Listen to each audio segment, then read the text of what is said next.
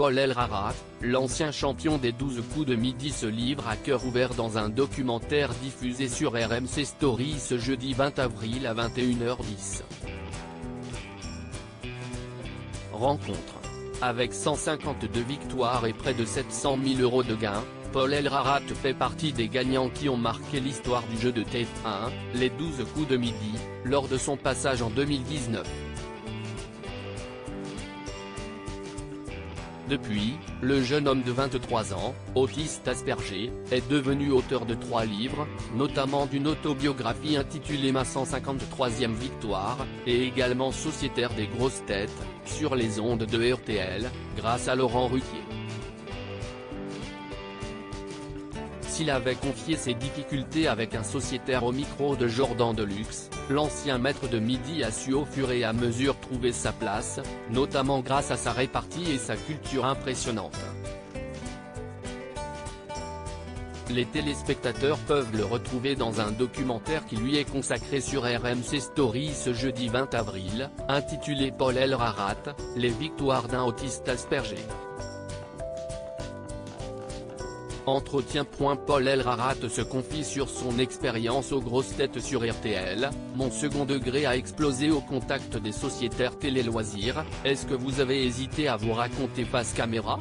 Paul Elrarat, comme dans mon livre, Bienvenue dans mon monde, moi, Paul, autiste Asperger, note de la rédaction, j'avais le désir de montrer et de faire comprendre aux autres comment je fonctionnais. À travers mon témoignage, j'espère faire avancer la cause de l'autisme. À un moment, vous dites je suis Dr Jekyll et Mr Hyde, et qu'il vous arrive de péter un boulard. Ce sont des termes forts. Cela me semblait nécessaire de poser des mots sur les sentiments qui m'animaient. Quand on ne répond pas à mes questions ou qu'on me ment, si est très dur pour moi. Je ressens le besoin de régler la situation avec la personne. Cela finit par s'apaiser mais, parfois, ça doit passer par une gueulante. Vous êtes sociétaire aux grosses têtes depuis 2 ans et demi.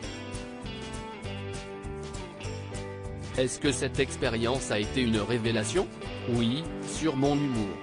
Je me souviens qu'au lycée je faisais déjà énormément de blagues, mais mon second degré a explosé au contact des sociétaires.